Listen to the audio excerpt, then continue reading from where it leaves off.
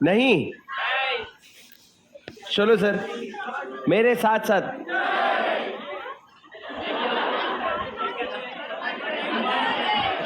चलो ठीक है, फिर एक बार हो जाए, एक बार ही हो जाए। शुरू करते हैं, मेरे पीछे मेरे साथ साथ बोलना, ठीक है? महाबली हनुमान की, पवन पुत्र हनुमान की, जय श्री राम, जय श्री राम, जय श्री राम। एक बार बस, इतने एनर्जी में। हाँ सुन, एक बार और, वंस मोर, वंस मोर। कोई और नारे लगाएगा तो हम लोग बोलेंगे, कौन लगाएगा? अच्छा लगा भाई, जय।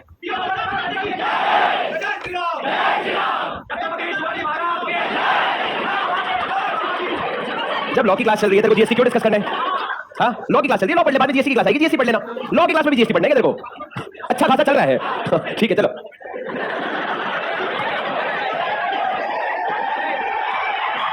चलो आज की क्लास शुरू करते हैं। मेरी बात एकदम ध्यान से सुनना राजा, एक बार मेरे साथ साथ 3 बातें रिपीट करोगे एकदम दिल से। पहला, I will study with interest to secure examination in law also.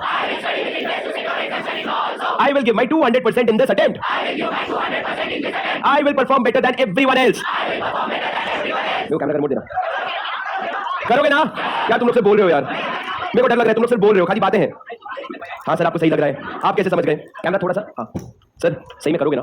क्या करना है भाई? Are we clear on that? ठीक है, आपकी कसम भाई, तेरे को पता है ना 90% रिजल्ट जो मेरी कसम खा रखा है वो मेरे को ऊपर भेजने की तैयारी कर रहा है। कसम ना मेरी ना उसकी ना किसी की, किसी भी कसम मत खाओ भैया, सही नहीं रहता। ठीक है मैं तुमको बोल रहा हूँ, किसकी खाली अकाउंट्स में? मेरी कसम, जैसे ने मेरी कसम ही खिला दी। ठीक है,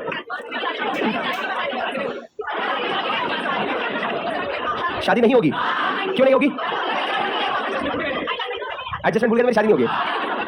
मेरे को, मैं इतना पागल हो गया, मेरे को याद आ रहा है सेक्शन 130, बाहर वाले के पास जाके बचा रहे हैं। तुमको याद है कुछ 130 रिवीजन ऑफ आपका रीओपनिंग? मेरे को वो याद आ रहा है कि एक टीचर एक स्टूडेंट के सामने मेरी क्यों बजा रहे हैं, वो भी मेरे शादी की। भाई ऐसा मत करो, ठीक है? फिर उनको, मेरे को लगता है उनको समझ आता होगा, उनका ऐसा है शुभम अच्छा चाहता हो तो मत कर भाई शादी, मत कर भाई शादी प्लीज। तो ऐसा मेरे को लग रहा है वो मेरे लिए अच्छा चाहते हैं, इसलिए वैसा कर रहे हैं। पर तुम लोग नालायक हो, कसम खा गए मेरी, और फिर जानबूझ के एडजस्टमेंट भी गलत मार दिया। चलो अबे, ओ वाह, बिना पेंसिल के भी लिख सकते हैं। अब तो ये भूल भी जाएंगे तो संभाल लेंगे, समझ रहे तुम? चलो कौन बोला छी? आपकी हैंडराइटिंग दिखाना जरा, लाओ लाओ लाओ लाओ लाओ, इधर लाओ। ये तो इनकी हैंडराइटिंग है, ऐसा लग रहा है लिखते लिखते खुद भी सो गए, अक्षर भी सो गए। छी, काय पंगा लेते हो?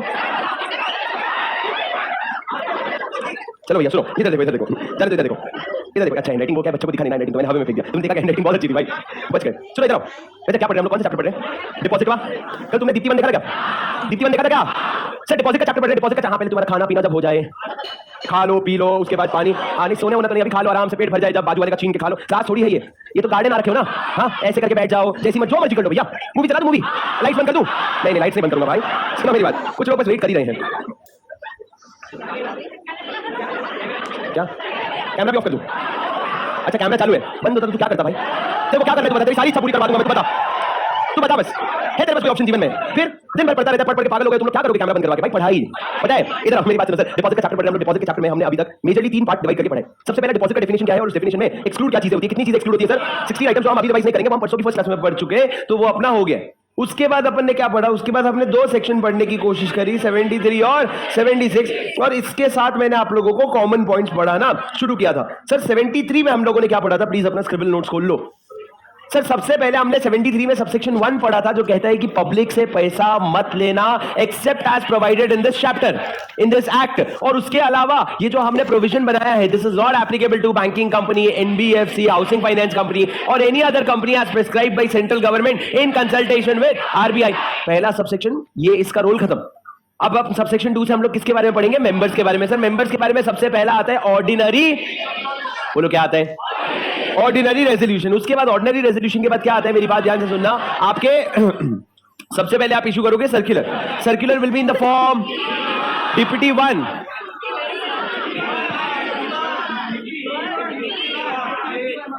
क्या लिख रहे हैं?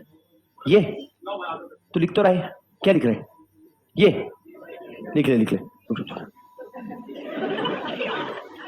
हो गया पक्का? दिखा वहीं से पेज पलटा हुआ, लिख तो ले। लिख लिया? बाजू वाले लिख लिया? वो तेरा खाना खत्म हुआ?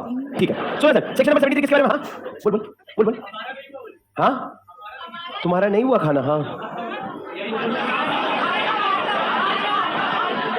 बात को क्या चाहिए होगा? स्टेटमेंट। स्टेटमेंट में आप लिखोगे 4 बातें। सबसे पहली बात financial position of the company, दूसरा क्रेडिट रेटिंग ऑब्टेन, तीसरा टोटल नंबर ऑफ डिपॉजिटर्स, चौथा आउटस्टैंडिंग डिपॉजिट, पांचवा सच अदर इन्फॉर्मेशन। ये सारी चीजें आप क्या करोगे? सर्कुलर में डालोगे। सर्कुलर को क्या करोगे? इशू। सर सारे मेंबर्स को भेजोगे? क्यों सर? क्योंकि इस सेक्शन में हम मेंबर्स को इशू की बात कर रहे हैं, तो ऑल मेंबर्स कैसे भेजोगे? रैपिडो और स्पीड पोस्ट और इलेक्ट्रॉनिक बोर्ड से भेजोगे। उसके साथ साथ न्यूज़पेपर में छाप देना और वेबसाइट में डाल देना। न्यूज़पेपर कितने? 2, इंग्लिश और वर्नाक्युलर। उसके बाद आ जाता है, आपने इशू कर दिया, फिर आपको अटैचमेंट लगाना पड़ेगा, उसके साथ एक स्टैट्यूटरी ऑडिटर का सर्टिफिकेट। क्या लिखेगा ऑडिटर अपने सर्टिफिकेट में? 2 बातें लिखेगा। सबसे पहला, कोई डिफॉल्ट नहीं किया है और यदि कर दिया है तो उसको सुधारे, 5 साल हो चुके हैं। उसके बाद आपको आरओसी के पास लेके जाना पड़ेगा रजिस्ट्रेशन के लिए। साइन करोगे सारे के सारे। Majority of the directors shall sign and submit to ROC at least 30 days. उसके आगे 2 वर्ड है, prior to issue. Prior to issue, issue करने के पहले 30 डेज पहले आप आरओसी के पास लेके जाओगे। उसके बाद सर क्या बोल रहे हैं? सर आपको क्या करना पड़ेगा? वैलिडिटी। सर वैलिडिटी, अच्छा 6 महीना बोल रहे थे सर। वैलिडिटी क्या होगा? वैलिडिटी 3 होगा। Earliest of 6 months from the close of financial year और डेट ऑफ एजीएम और last due date on which the AGM is held. उसके बाद सर वैलिडिटी के बाद आप आ जाते हो फ्रेश सर्कुलर। आपको हर सक्सीडिंग ईयर के लिए फ्रेश सर्कुलर इशू करना पड़ेगा। और राजा उसके बाद मैंने ये कहा कि आपको डीआरआर क्रिएट करना पड़ेगा, जो हम सेक्शन 76 में पढ़ लिया। सेम हमने कॉमन पॉइंट्स में पढ़ लिया, पर वो सेम ऐसा डीआरआर क्या है? आपको डीआरआर क्रिएट करना पड़ेगा 20% of what? Of the amount of the deposit maturing in the following financial. कौन से financial year? Following financial year. उस पैसे को किस चीज के लिए यूज करोगे? रीपेमेंट के लिए। और मिनिमम बैलेंस कितना रखोगे? 20% of the amount maturing during that financial year. अरे समझे क्या? Yes sir. उसके बाद हमने क्या पढ़ा? उसके बाद हमने डीआरआर पढ़ा। डीआरआर के बाद एक और पॉइंट पढ़ा कि आपको सिक्योर्ड करना पड़ेगा। अगर सिक्योर्ड है तो फुली सिक्योर्ड करो, नहीं है तो अनसिक्योर्ड, मतलब तुम पार्टली सिक्योर्ड नहीं कर सकते। और उसके बाद सर ये होने के बाद हमने पढ़ा एक्सेप्शन कि जो 5 पॉइंट्स है उसमें से लास्ट वाला छोड़ दो। सिक्योर तो होगा तो सिक्योरिटी देनी पड़ेगी, नहीं होगा तो नहीं देनी पड़ेगी। पर उसके अलावा जो कंप्लायंसेस है, सर्कुलर देना, रजिस्टर करवाना, डीआरआर, फीआरआर, ये सब अप्लाई नहीं होगा। अगर आप एक प्राइवेट कंपनी हो, अपने नोट्स में देखो, अगर आप एक प्राइवेट कंपनी हो, जो 3 में से एक एक्सेप्शन में आता है, money is borrowed from members exceeds does not exceed 100% of dot dot dot. दूसरा सर डॉट डॉट डॉट मतलब क्लियर है, paid up share capital plus free reserve plus SP है। दूसरा, अगर आप एक स्टार्टअप हो, कंपनी शुरू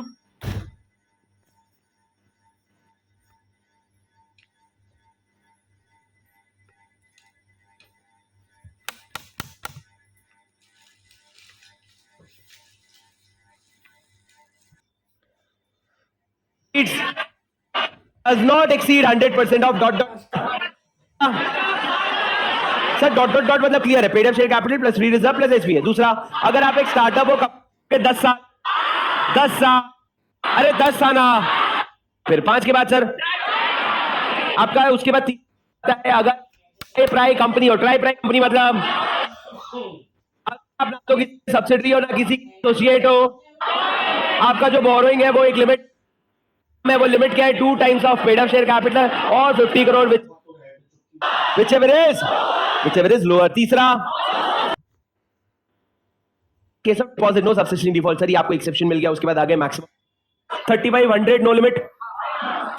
नॉर्मल लिमिट क्या है? पर 2 कंपनी के केस में 100% of dot dot dot. 2 company कौन सी? Specified IFSC private company, specified IFSC public company and private company. Provision applicable नहीं होगा अगर आप एक स्टार्टअप हो जो शुरू के 5 साल में है।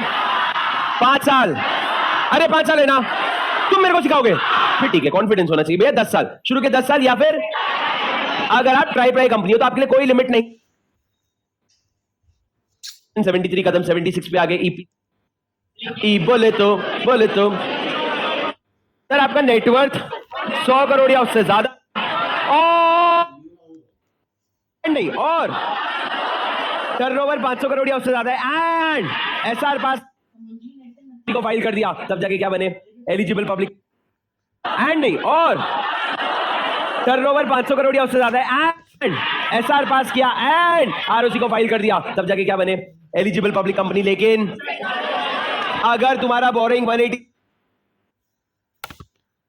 चल जाएगा, ऐसा करने की जरूरत। उसके बाद मैंने बोला क्रेडिट रेटिंग। क्रेडिट रेटिंग आपको ऑब्टेन करना पड़ेगा। 3 पॉइंट बोला सर, सबसे पहला हर साल लेना पड़ेगा।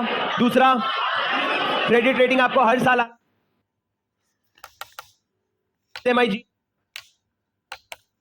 होना चाहिए। इन्वेस्टमेंट ग्रेड रेटिंग क्या रेटिंग आपको हर साल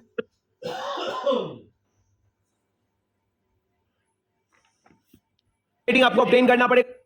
सेक्शन 1 क्लॉज सी के लिमिट से कम है तो आपको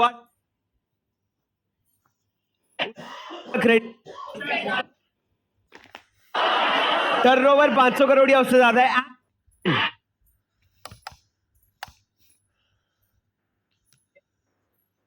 एंड एसआर पास किया है।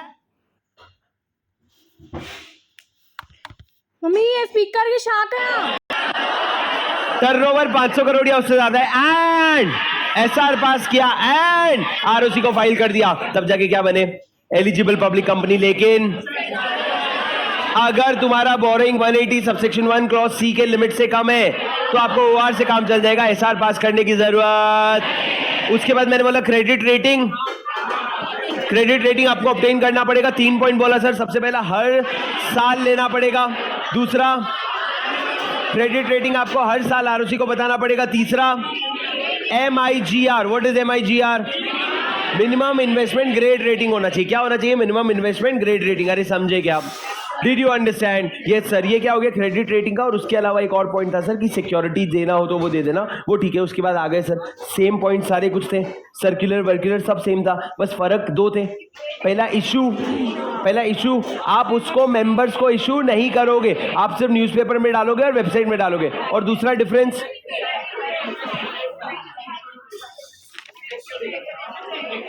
सर आपका इफेक्टिव डेट था कि date of issue in the newspaper कब माना जाएगा? जब आपका एडवर्टाइजमेंट एक्चुअल में न्यूज़पेपर में अपीयर होता है। फालतू बात। उसके बाद सर मैक्सिमम डिपॉजिट 2 पार्ट में डिवाइड किया। गवर्नमेंट का eligible government company, eligible non government company. अगर मैं गवर्नमेंट कंपनी की बात करूं 35% ऑफ ... पर अगर मैं नॉन गवर्नमेंट कंपनी की बात करूं, पब्लिक का 25, मेंबर का 10। पब्लिक का 25, मेंबर का 10। अरे समझला का है, कोई एक्सेप्शन नहीं भैया। तू पब्लिक के पास जा रहा है, यहां पे कोई एक्सेप्शन नहीं है। उसके अलावा कोई और पॉइंट था क्या आपका? बस कॉमन, ये सेक्शन 76 खत्म। अब आ गए सर कॉमन पॉइंट्स पे। कॉमन पॉइंट्स क्या है राजा? मेरी बात एकदम ध्यान से सुनना सर। कॉमन पॉइंट्स में आता है आपका सबसे पहले डीआरआर, जो अपन ने डिस्कस कर लिया। Point number 2 tenure. Sir minimum, hello minimum 6 months, maximum 36 month. Sir 6 month से कम हो सकता है क्या? सर एक ही केस में हो सकता है जहां आपका डिपॉजिट 10% ऑफ ... से कम है और मिनिमम 3 महीने का है। आप उसको वर्किंग कैपिटल पर्पस के लिए ले रहे हो। किसके लिए? वर्किंग कैपिटल, मतलब रोज के अफेयर्स के लिए। तो उस केस में आप 3 महीना से ज्यादा 6 महीने से कम ले सकते हो। पर 0 to 3 prohibited, 36 above prohibited, 3 to 6 10%, 6 to 36 allowed with no problem. समझे क्या सर? ये हो गया आपका टेन्योर। तीसरा सर चार्ज क्रिएट करना पड़ेगा। जब भी आपने डिपॉजिट एक्सेप्ट किया उसके 30 डेज के अंदर चार्ज क्रिएट करोगे। सर बताओ किसका? टैंजिबल की इंटैंजिबल? इंटैंजिबल का नहीं कर सकता। सर वैल्यू कितना होगा चार्ज का? जो आपका डिपॉजिट का अमाउंट है उससे ज्यादा कि प्रिंसिपल और इंटरेस्ट दोनों भी कवर हो जाए। सर ये जो चार्ज क्रिएट करोगे इसकी वैल्यू कैसे पता चलेगी? रजिस्टर्ड वैल्यूअर बताएगा और वैल्यूएशन करके आप इसका चार्ज क्रिएट करोगे। उसके बाद सर आएगा debenture trustee, deposit trustee. Sir deposit trustee को सबसे पहले देना पड़ेगा अपना रिटर्न कंसेंट और उसके बाद डिबेंचर। डिपॉजिट ट्रस्टी का तुमने क्वालिफिकेशन पढ़ा, पर मेरे को ये बताओ राजा, डिपॉजिट ट्रस्टी का क्वालिफिकेशन क्या होगा? क्वालिफिकेशन नहीं, सॉरी, डिपॉजिट ट्रस्टी कंसेंट तो देगा, पर डिपॉजिट ट्रस्टी के साथ जो ट्रस्ट डीड है वो कब बनेगा? सर आपका अलॉटमेंट के बाद। यहां पे प्रायर टू इशू है, आप लोगों का एक होमवर्क है, आप लोगों का आज का एक होमवर्क है सेक्शन 71 वर्सेस 76, 71 वर्सेस 76।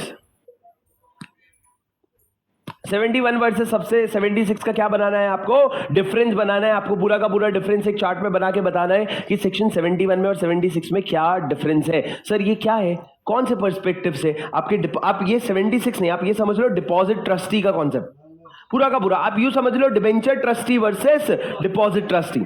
ये डिफरेंस आपको बना के लाना है कि अपॉइंट कब होगा, कौन करेगा। दोनों केस में कंपनी करते हैं, पर यहां पे सर डिपॉजिट ट्रस्टी के केस में उसको ट्रस्ट डीड कब बनाते हो? 7 days prior to the issue of deposit. वहां पे आफ्टर बनाते थे, यहां पे प्रायर बनाते हो। सर उसके बाद आपने डिपॉजिट ट्रस्टी का क्वालिफिकेशन पढ़ा, सर वही डायरेक्टर की मैनेजर पर्सन ऑफिसर एम्प्लॉय नहीं होना चाहिए, इनडेटेड नहीं होना चाहिए, गारंटी नहीं दिया होना चाहिए, पेक्यूनरी रिलेशन नहीं होना चाहिए, रिलेटिव नहीं होना चाहिए, सारे बेसिक पॉइंट जो आपने दोनों जगह पढ़े थे। उसके बाद राजा मीटिंग्स होगी, मीटिंग जब सब सामने वाले 10% रिक्वेस्ट करेंगे तो मीटिंग में जाना पड़ेगा, या मीटिंग बुलाना पड़ेगा, या फिर जब तुम्हारी मर्जी है तब मीटिंग बुला लेना। उसके बाद सर स्क्रीन में क्या देख रहे है तू?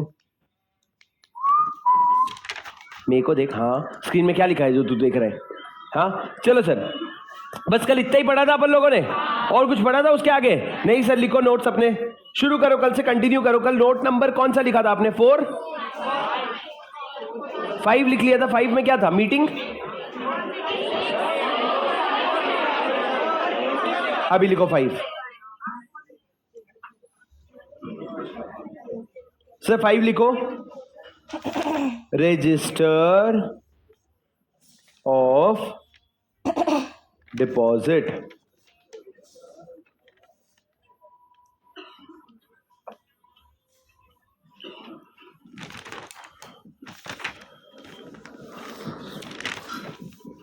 आपका परसों टेस्ट है, कौन कौन से चैप्टर? Audit, accounts, dividend. आपको मैं अभी भी बता दे रहा हूं, ऑडिट में आपको अगर खुद से पूरा बैठ के पढ़ोगे, रैपिड रिवीजन वगैरह यूज करके क्वेश्चन बैंक करोगे, 100% अगर करना चाहोगे तो ऑडिट वाला चैप्टर आपको 3.5 घंटा मिनिमम लगेगा, मतलब मैक्सिमम लगेगा। अकाउंट्स वाला 4.5 घंटा लगेगा, और डिविडेंड आपका 1 घंटा लगेगा मैक्स। तो आपको 6 7 8 9 घंटे लगेंगे। सर मैं कहां से दूं 9 घंटे? अभी ये 2 दिन में, तो 2 दिन में टेस्ट अनाउंस कर भी नहीं रहा हूं, 1 हफ्ते पहले अनाउंस हो चुका था। पर what is the easiest thing that you can do? It is you skip the test.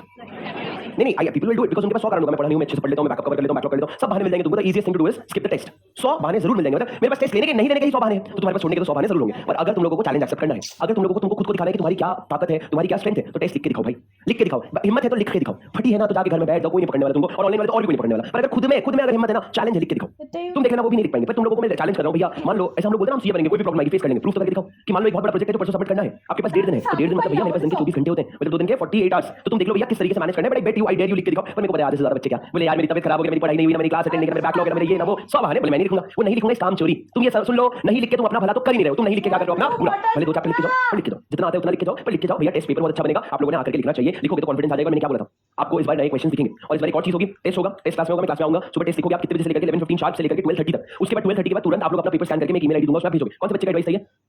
अभी तुम लोग एडवाइस देके छुट्टी मार देते हो क्या? हाँ है, ठीक है। तो अच्छा सजेशन हम क्या करेंगे, क्लास खत्म करेंगे, टेस्ट लेंगे, टेस्ट खत्म होने के बाद आप लोग अपना टेस्ट पेपर स्कैन करके मेरे को भेजो, जिसकी मर्जी जिसको अच्छा लगा आप लोग स्कैन करके मेरे को भेजो। स्कैन करे हुए स्क्रीन पे मैं 1 या 2 टेस्ट पेपर खोलूंगा, उसको खोल के उसका आंसर प्रेजेंटेशन देके हम डिस्कस करेंगे कि हम कैसे इंप्रूव कर सकते हैं। और फेस टू फेस वालों के लिए सबसे बड़ी बात, इस बार एक नया चीज करेंगे। नया क्या? आजू बाजू वालों का पेपर चेक करना। उससे होगा क्या, तुम उसको मार्क्स नहीं दोगे, तुम उसका राइटिंग पढ़ के तुम सीखोगे कि अरे ऐसा भी तो प्रेजेंट कर सकते थे ना। आप समझ रहे हो, अगर कोई अच्छा स्टूडेंट है जो बहुत अच्छा लिख रहा है और तुम इतना अच्छा नहीं लिख पा रहे हो, तो तुम उसका पेपर लेके पढ़ोगे तो तुम क्लिक करेगा यार ऐसा भी तो लिख सकता था मैं। तो उसको चेकिंग के फॉर्म में हम लोग आपस में एक दूसरे का पेपर चेक करेंगे। ऑनलाइन वाले बच्चों में तुम्हारे एक चीज कर सकता हूं कि तुम लोगों को मैं नाम असाइन कर दूंगा, देखते मैं कैसे फिगर आउट करूंगा उसको, नाम असाइन कर दूंगा, तुम लोग आपस में क्या कर लेना, पेपर एक्सचेंज कर लेना, उससे पेपर चेकिंग तुम लोगों के लिए बहुत इजी हो जाएगा। ये हम लोगों का ऑब्जेक्टिव है। मैं अपनी तरफ से क्वेश्चन पेपर बनाने में, पेपर को चेक करने में, तुमको इंप्रूव करने में सारी चीजें करूंगा। तुम्हारा काम है आके टेस्ट लिखना, नहीं लिखे तो चुल्लू भर पानी भी नहीं लगना चाहिए तुमको। मतलब अगर 7 दिन पहले अनाउंस किया हुआ टेस्ट तुम नहीं लिख पा रहे हो, मतलब तुम जीवन में अपनी मेहनत में कमी छोड़ रहे हो, ये पक्की बात है। वो डिजर्व बिफोर यू डिजायर जो मैंने दिया ना, उसमें डिजर्विंग नहीं आ पा रहा है, सिर्फ डिजायर आ रहा है। अगर तुम परसों का टेस्ट नहीं लिख रहे हो, वो तुम लिख लेना अपने डिजर्व बिफोर डिजायर में, आई एम नॉट डिजर्विंग, मैं नहीं डिजर्व कर रहा हूं, मैं नहीं मेहनत कर रहा हूं, मैं सिर्फ काम चोरी कर रहा हूं, तो मैं टेस्ट नहीं लिखूंगा। अगर तुमने नहीं लिखा तो, और अगर लिख लिया तो आगे का मैं संभाल लूंगा। तुम आके बैठ जाओ, पेपर ले लो, लिखना शुरू कर दो, बाकी तुम्हारा भाई संभाल लेगा। पेपर लिखने ही नहीं आए या घर में लिखने के पेपर नहीं उठाए तो वो कार्ड फाड़ के फेंक देना, तुम्हारे लिए नहीं होगा। ठीक है, सीधी बात, ये अच्छा लगा। मैंने बोला साम दाम दंड भेद, अरे भाई प्लीज भाई लिख देना, भाई प्लीज भाई लिख देना। और अगले टेस्ट में तो देखो तुम्हें सीधा शॉप मार देना, मैंने सीधा मैंने शॉप मार देना, नहीं लिखा गया तू तो। ठीक है, और करो तुम एडजस्टमेंट में मेरा शादी का। इधर देखो कॉन्सेप्ट इसमें थोड़ा सा दम है, बाकी चैप्टर कोई दम नहीं है। हमारा टारगेट चैप्टर खत्म करके हम लोग क्वेश्चन बैंक पिक करते हैं। प्लीज मेरे साथ पढ़ो, रजिस्टर ऑफ डिपॉजिट लिखो। Company shall maintain register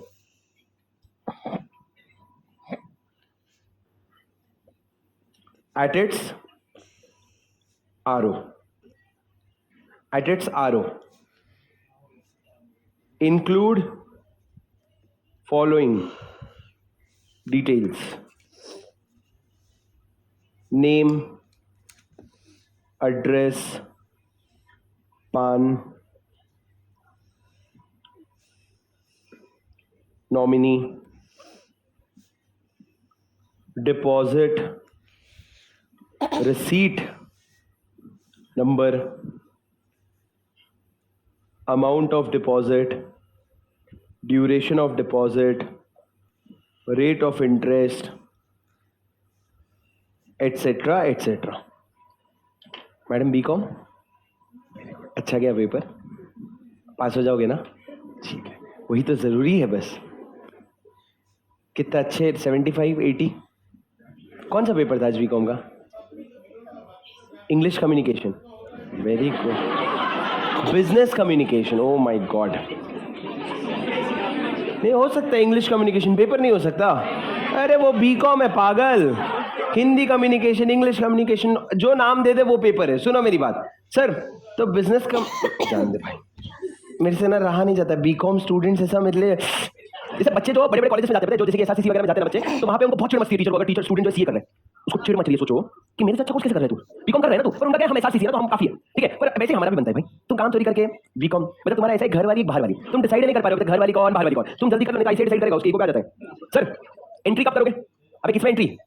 register में, जो रजिस्टर आपने मेंटेन किया उसमें डेटा एंट्री कब करोगे? सर उसमें करोगे with in 7 days of issue of receipt. जब आपने इशू किया, रिसीट इशू किया, उसके 7 दिन के अंदर अंदर आप क्या करोगे? एंट्री कर दोगे। और सर ये जो आपने रजिस्टर बनाया है, आपको पता है जब भी रजिस्टर का सवाल आता है कहां रखोगे? Registered office. क्या एंट्री करोगे वो सारा लिखा है। एंट्री कब तक करोगे? 7 दिन के अंदर। उसको कितने साल के लिए प्रिजर्व करोगे? तो लॉ ने कहा 8 years from latest entry.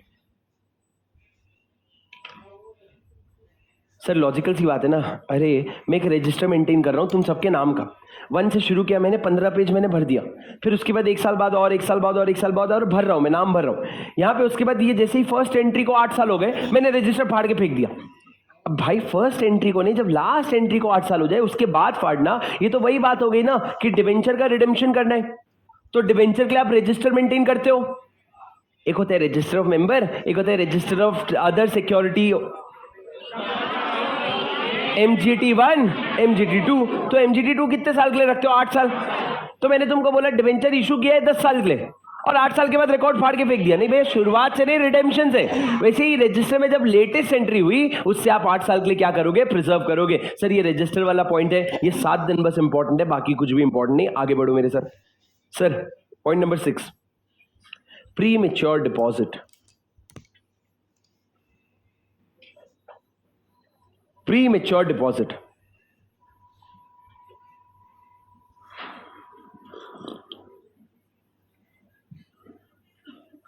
Sir test के बारे में बता दो।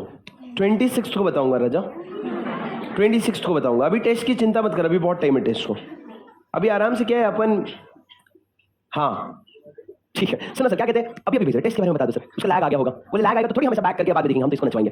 तू नाच, बैक नहीं होता है तेरे को, क्या तकलीफ है उससे? तो यहाँ बैठ के लिखते हैं ना, कीज ब्लॉक है, बनता है भाई। Sir pre mature deposit the most and the last most important concept of this chapter. मेरी बात ध्यान से सुनना, एक सवाल पूछूं बेसिक सा।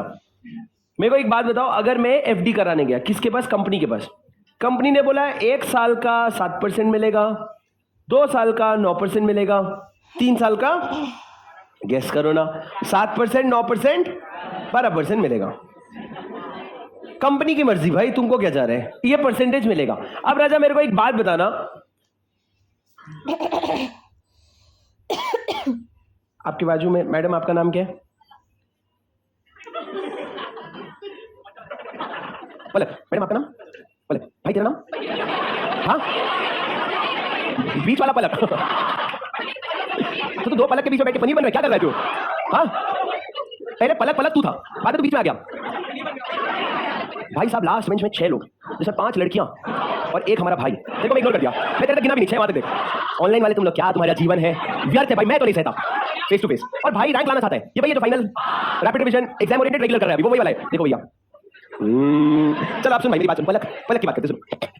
सर पलक जो है, सुनना मेरी बात को, कंपनी के पास जाके उसने बोला कि मेरे को डिपॉजिट करवाना है, तो कंपनी ने बोला 1 साल का 7%, 2 साल का 9%, 3 साल का 12%। अब मेरे को एक बात बताओ, उसने क्या करवाया? 3 इयर्स का डिपॉजिट करवा दिया। कितने साल का? 3 इयर्स का डिपॉजिट करवा दिया। पर 3 इयर्स का डिपॉजिट करवा तो लिया, लेकिन उसने 1 साल के बाद क्या करा? डिपॉजिट का कैंसिलेशन कर दिया। मतलब उसने बोला मेरे को मेरा पैसा विड्रॉ करना है। सर क्या आप बैंक में एक बार एफडी कराते हो, 5 साल के लिए मान लो एफडी करवा दिया, बीच में तोड़ सकते हो? बीच में तोड़ सकते हो?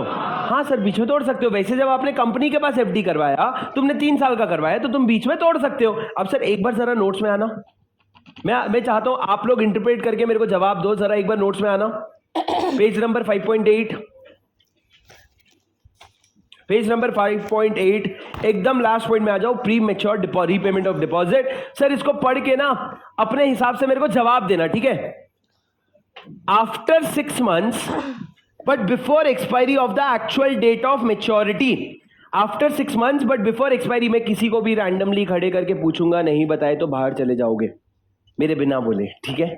सर क्या कहा मैंने? After 6 months but before expiry of actual date of maturity if depositor request for premature repayment. कौन मांग रहा है सर? डिपॉजिटर मांग रहा है। Then the rate of interest shall be 1% less than what would be payable for a period for which the deposit has actually run. Sir मतलब आपको 1% कम interest rate मिलेगा। अरे समझे क्या सर? कौन रिक्वेस्ट कर रहे हैं? डिपॉजिटर। इधर जरा स्क्रीन पे आना, मेरे को बताओ सर, अगर डिपॉजिटर जाएगा 5 महीने बाद जाएगा और बोलेगा मेरे को मेरा डिपॉजिट का रीपेमेंट चाहिए, 5 महीने बाद चला गया, नहीं मिलेगा, नहीं मिलेगा, बिल्कुल भी नहीं मिलेगा। सर मिनिमम 6 महीना तो तू कैंसिलेशन नहीं करवा सकता। पर सर फर्ज कर लो 1 साल के बाद चला गया, जिस दिन डिपॉजिट दिया था उसके 1 साल के बाद चला गया और रीपेमेंट मांगा, क्या उसका कैंसिल रीपेमेंट मिल सकता है उसको? हाँ सर। रेट ऑफ इंटरेस्ट क्या मिलेगा सर? 1% का। अरे क्या 10 बोल रहे हो? 1% का, 1% 1 साल का नहीं है, 1% एक्चुअल पेनल्टी है। तो मेरे को बताओ sir, option A 11%, option B 12%, option C 9%, option D 6%, option E 8%, option F 7%, 7, 8, 9, 10। Sir किसी ने पहला लॉजिक लगाया, कहा सर आप 1 साल के बाद गए हो 1% की पेनल्टी कटेगी, मतलब 2 साल पहले चले गए हो, मतलब हर साल की 1% पेनल्टी, यानी कि 2 साल की 2% पेनल्टी। तो 12 - 2 = 10। ये किसका कहना था? वाह दल बदलू, वाह आदि, you are not so smart. Sir ये हो गया 12%, ठीक है। अब मेरे को बताओ दूसरा, आप बताओ आपने इसमें से क्या ऑप्शन ले रहे हो? 6? क्या भाई, थोड़ा दिमाग खोल करके दिमाग लगा लो। मेरे को ये बताओ, आप 1 साल बाद चले, आपने डिपॉजिट करवाए, अबे 1 साल के लिए डिपॉजिट नहीं करवाया था, डिपॉजिट करवाए 3 साल के लिए थे, और आप गए 1 साल के बाद हो, तो आपको रेट ऑफ इंटरेस्ट कितना मिलेगा? कितने लोग बोल रहे हैं सर 6? क्या कितने लोग बोल रहे हैं 11? कितने लोग सच सच बताना, तुमको लॉ की कसम, पहले बोल रहे थे 11, अब बोल रहे हो 6? हाँ तुम लोग बोले हो बीच वाले, तुम ना तुम। Sir the answer is 7 - 1, 6%। Sir logical सी बात है ना। तुम अगर बोलोगे 1% काट के दूंगा, जो पहले तुम 11% कह रहे थे। राजा मेरे को एक बात बता प्लीज, 11%, अगर तुम पहले 12% के लिए इन्वेस्ट किए, 3 साल का इन्वेस्टमेंट किए, कितना मिलना चाहिए था? 12। लॉ ने बोला अगर तू प्री मैच्योर रीपेमेंट मांगेगा तो 1% का पेनल्टी काटेंगे। कितना? 1% का पेनल्टी। भैया 12 में से अगर 1% काटेगा और तू 11% देगा, तो हर कोई यही करेगा ना कि मेरे को 1 साल के लिए इन्वेस्ट करना है, वो छोड़ दे 3 साल के लिए करता हूं और 1 साल बाद रीपेमेंट मांग लूंगा। सर आपका 1% पेनल्टी किस पे कटेगा? At the rate of interest for which the deposit has actually run। Sir deposit actual में कितने समय के लिए रहा था? 1 साल। 1 साल का रेट कितना है? 7%। तो 7% में 1% कटेगा और आपको 6% मिलेगा। अच्छा सर, अगर 2 साल के बाद डिपॉजिट रीपेमेंट मांगा तो? 2% के बाद 2 साल के बाद मांगा तो 8%। क्यों सर? 9% - 1%। अब मेरा तुमसे सवाल है सर, ये तो राउंड फिगर से, अगर मैं 1 साल 5 महीने बाद गया और मैंने रीपेमेंट मांगा तो? आप बोल रहे हो 1 साल मानूंगा। अबे तो मैं 5 महीना फोकट का रखा था क्या तुम्हारे पास? बोलो बोलो। और अगर मैं 1 साल 7 महीने के लिए गया, 7 महीने के लिए था तो सर अगर आपका 6 महीने से कम है ना तो उसको काउंट नहीं करोगे, उसको जीरो मान लोगे। तो भैया यहाँ पे 1 साल 5 महीना, ये 5 महीना इग्नोर कर दे। तो 1 साल मान के कितना ले ले, 7%, 7% माइनस 1%। पर वही अगर 1 साल 7 महीना होता तो तू इसको पूरा 1 साल गिन ले, तो तेरा 2 साल का इंटरेस्ट हो गया कितना, 9%, उसमें एक पेनल्टी 1%, तो तेरा नेट आएगा 8%। कहने का मतलब ये है कि भैया ऐसा तो नहीं है ना कि मैं एग्जैक्ट 1 साल बाद, एग्जैक्ट 2 साल बाद रीपेमेंट के लिए जाऊंगा, मेरे को जब जरूरत पड़ेगी तब चले जाऊंगा। तो तुम देखना सर, मान लो 3 साल के लिए डिपॉजिट के लिए गया, तो शुरू के 6 महीने तक तो जा ही नहीं सकता। 6 महीने से 1 साल को 1 साल गिनोगे, 1 साल से 1.5 को भी 1 साल गिनोगे, 1.5 से 2 को 2 साल गिनोगे, 2 से 2.5 को 2 साल गिनोगे, और यहां पे तो आप पूरा इंटरेस्ट दे दोगे। सर ये समझा क्या आपको? सर ये क्यों करना पड़ रहा है? क्योंकि आप बीच में रीपेमेंट मांगने जा रहे हो। अरे आप मेरी बात समझ रहे हो क्या? अब मैं आपसे फिर से पूछता हूं राजा, ये देखो ये 3 साल का ग्राफ है। पहले साल के लिए आपको 6% मिल रहा है, दूसरे के लिए 8%, तीसरे के लिए 10%। ठीक है, अब मेरे को बताओ, अगर मैं 2 years 6 months के बाद गया तो मेरा रेट ऑफ इंटरेस्ट क्या होगा जो मेरे को लगेगा? सर मेरे को बताओ, 9% की 10% पेनल्टी कटेगा कि नहीं कटेगा?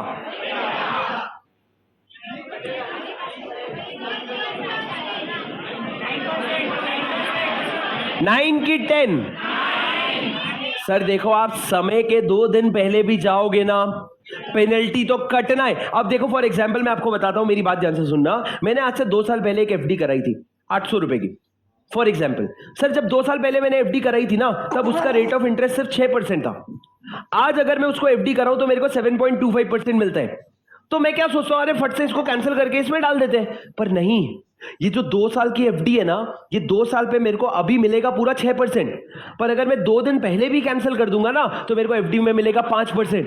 सर ये सेम लॉजिक बैंक्स में भी अप्लाई होता है, ये सेम लॉजिक बैंक्स में भी अप्लाई होता है। सर ये एफडी ये पेनल्टी 1% का लेते क्यों है सर? बोल भाई, एक जना ढंग से हाथ खड़े करके बोलो, क्यों लेते हैं पेनल्टी? बोलो मैडम, बोलो बोलो, सही बोल रहे हो। वो उनका कैलकुलेशन। Very good sir. सुनो ना, बैंक को जब आप डिपॉजिट करते हो, बैंक उसको देख के सामने लोन देते हैं। तुम्हारे पैसे आगे लोन पे चढ़ चुके हैं। अब तुमने 5 साल का वादा किया था, तुमने 3 साल का वादा किया था, 1 साल के अंदर तुम पैसा मांगने आ गए ना, तो बैंक को मैनेज करना पड़ता है कि भैया मैं अपने फाइनेंसेस कैसे मैनेज करूं। तुम सोच रहे हो 50,000, सोचो जिस बंदे ने 500 करोड़ का एफडी कराया होगा, कराए होंगे सर। जो कंपनी, रिलायंस जैसी कंपनी 60,000 करोड़ कमाती है, उसके लिए 500 करोड़ मतलब कितना हो गया भाई? उसके बजट का एक 10% भी नहीं है वो।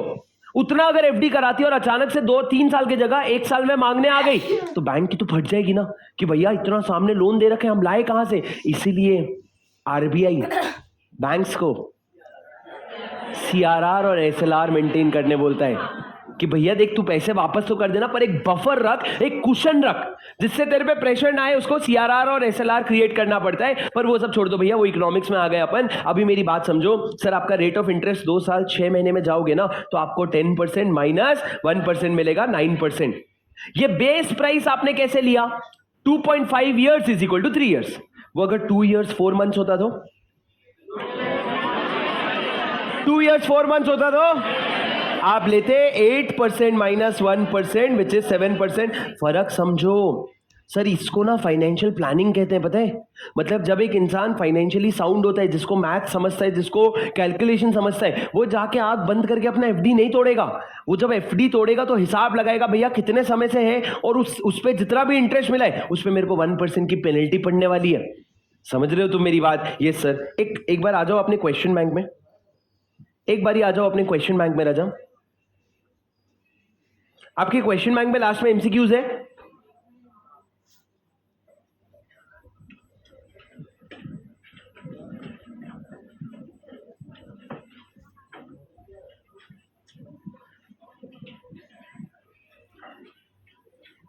सर क्वेश्चन नंबर 1 पढ़ो, खबरदार आंसर पढ़ा।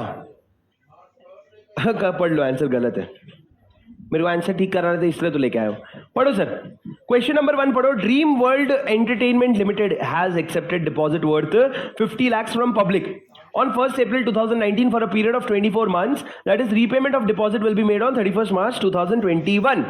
सही है क्या सर? 1 अप्रैल 2019 से पढ़ लो भैया, जीवन में पहली बार एमसीक्यू करा रहा हूं ना ऐसे तुरंत, मतलब कोई तो बात है। सर 1 अप्रैल 2019 को आपने डिपॉजिट लिया और रीपेमेंट कब होगा? 31 मार्च 2021। सर 2 साल का है, चलेगा क्या? मैक्सिमम कितना होता है? 36, यहाँ पे 24 मंथ से चलेगा। आगे लिखा है the rate of interest payable on such deposit is 9%। क्या रेट ऑफ इंटरेस्ट है सर? 9%।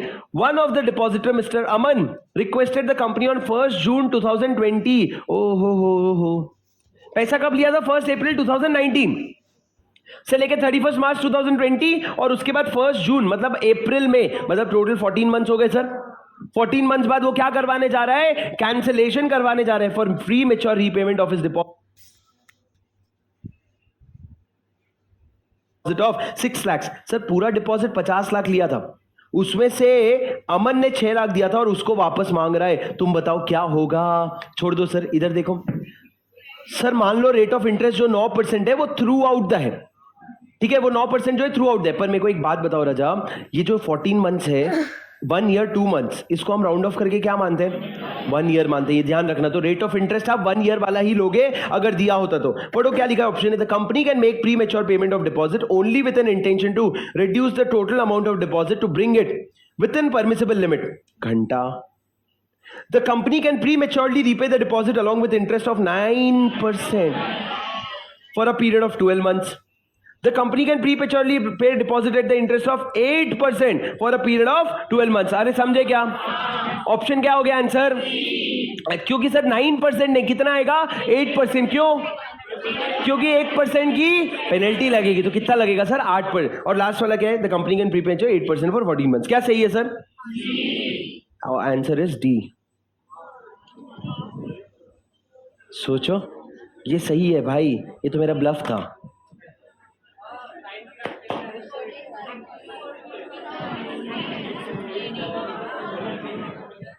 कितना बच्चों वाला गलती किया है भाई, तूने नहीं किया? Very good sir. क्या गलती किया है सर? आपको इंटरेस्ट का फॉर्मूला याद है? Principal plus rate, principal into rate into time upon 100, इससे इंटरेस्ट आता है। सर प्रिंसिपल तो वो 6 लाख है जो उसने जमा किया है भैया। रेट तेरा कौन सा होगा? तूने 8% ले लिया, उसमें तूने सारा मैथ्स लगा दिया कि 1.2 होगा तो 1 मानेंगे, 2.4 होगा तो 2 मानेंगे, 2.6 होगा तो 3 मानेंगे। ये किसके लिए था? ये सिर्फ रेट ऑफ इंटरेस्ट निकालने के लिए था। सर टाइम तो तेरा एफडी 14 महीने का ही था ना। तू मेरे को इंटरेस्ट थोड़ा कम दे दे, पर मेरे को 14 महीने का इंटरेस्ट देगा ना। पैसा तो तेरे पास 14 महीने पड़ा हुआ था ना।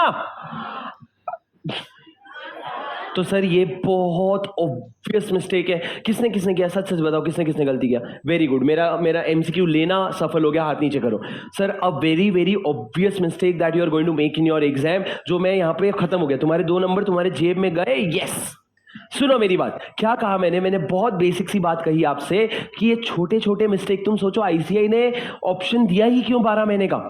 उसको पता था, और ऊपर लिखा ऑप्शन डी वाला ऑप्शन सी में कभी नहीं लिखेगा, क्योंकि पता है ना वहां दिमाग चल जाएगा। बोले सी आया, पढ़ा, सही लगा, टिक मारा, गोला बनाया, आगे बढ़ गया। गोला कौन सा? एमसीक्यू में आगे बढ़ गया। बाहर आके भाई क्लास तो शुभम सर से ही लेना, क्या पढ़ाया सर ने, मज। अबे मेरे से क्या, ये तो बेसिक मैथ्स है ना। अमन सर से पूछो जाके ये कि भैया कौन कौन तुम लोग सब अमन सर के स्टूडेंट? शर्म आती है थोड़ी सी?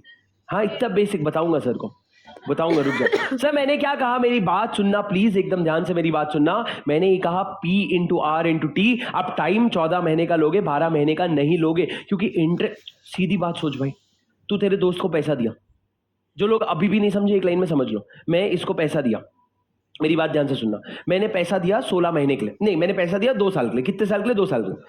मैंने 2 साल के जगह मैंने उससे 14 मंथ्स में पैसा वापस मांग लिया। 24 मंथ्स की जगह 14 मंथ्स में पैसा मांग लिया। अब वो मेरे से पेनल्टी काटेगा क्या? हाँ सर पेनल्टी काटेगा। वो मेरे को पहले 10% दे रहा था, वो 9% देगा। Very good. पर वो पेनल्टी काटने के अलावा मेरे को कितने महीने का पैसा, कितने महीने का इंटरेस्ट देगा? 12 महीना कि 14 महीना? अबे तू इंटरेस्ट में पेनल्टी काट ले रेट में, पर तू पैसा तो मेरे को, इंटरेस्ट तो पूरे 14 मंथ्स का देगा, क्योंकि 14 मंथ्स तूने मेरा पैसा रखा है। वही तो बात है। 12 months नहीं, 12 months was for the calculation of rate. For the purpose of time, you will consider 14 months. अरे समझे क्या? बस सर आगे बढ़ो, वापस आ जाओ सर. प्री मेच्योर कैलकुलेशन का आपने पॉइंट लिखा, अब लिखो प्री मेच्योर डिपॉजिट. जो आपका पॉइंट आपने हेडिंग डाला था उसके अंदर लिखो. मैं फिर से हेडिंग डाल देता हूं, प्री मेच्योर रीपेमेंट. पहला, after 6 months depositor may request penalty 1%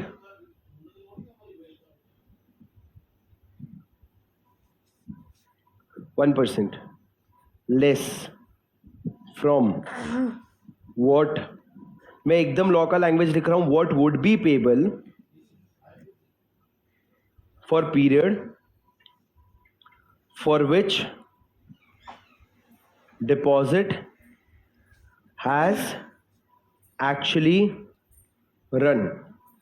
What would be, sir ये लैंग्वेज याद कर लो राजा, इसी से तुम्हारा पेपर बाकी लोगों से अच्छा बनेगा. क्या लिखोगे अगर for the period for which deposit has actually run, उसके लिए जो भी वुड इंटरेस्ट पेबल होता उसमें से आप 1% काटोगे. The 1% less from what would be payable for period for which deposit has actually run. आगे लिखो, if period less than 6 months, exclude more than equal to 6 months, consider as 1 year. अब उसके bracket में लिखो only for computing rate of interest.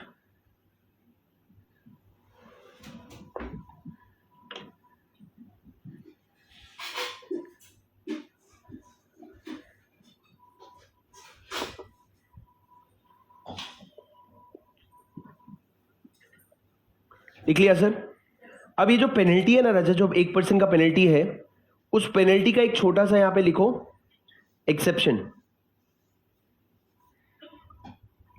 No penalty नानी एडिट है या सीरो सीरी बीरी where sure premature repayment is made. Premature repayment is made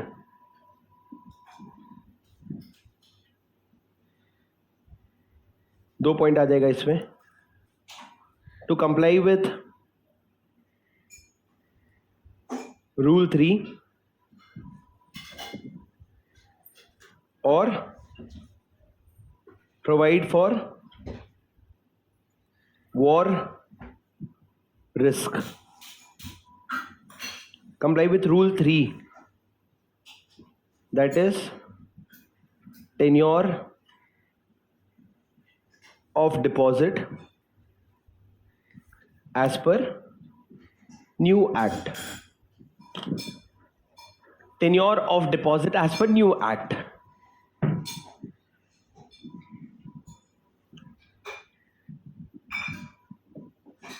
लगे हाथ, नेक्स्ट पॉइंट भी लिख लो सर.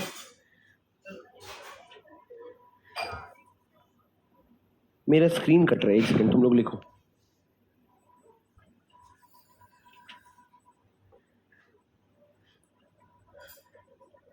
बात नहीं करो प्लीज.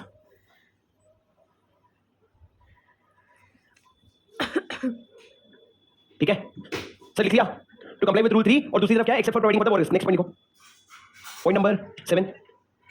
मेरे साथ साथ लिखोगे प्लीज, जैसे मैं बोल बोल के लिख रहा हूं वैसे फुल स्पीड में लिखो. Premature closure of deposit to earn higher rate of interest. To earn higher rate of interest. Company shall pay such depositor. Company shall pay such depositor such higher rate of interest. नीचे आरो बना के लिखना. Only if deposit is renewed for period longer than unexpired period of deposit. Only for period longer than unexpired period of deposit. Point number 8. लिख लो, एक बार सारे points लिखवा ही देता हूँ, फिर एक साथ समझा दूंगा, 5 मिनट लगेगा. लिखो, ceiling on rate of interest और ब्रोकरेज पेबल. जो रेट ऑफ इंटरेस्ट है और जो ब्रोकरेज पेबल है उस पर सीलिंग लिखो, ऐसा कर्ली ब्रैकेट बना के, maximum age prescribed by RBI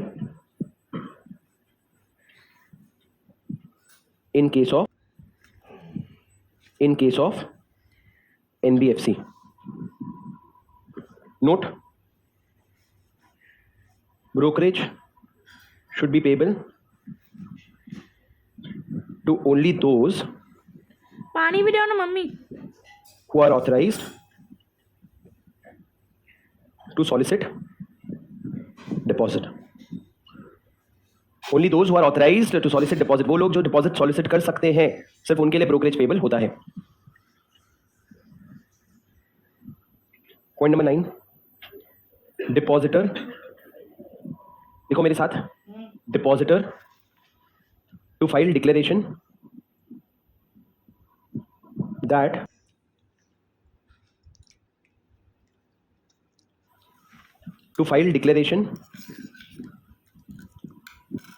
that money so deposited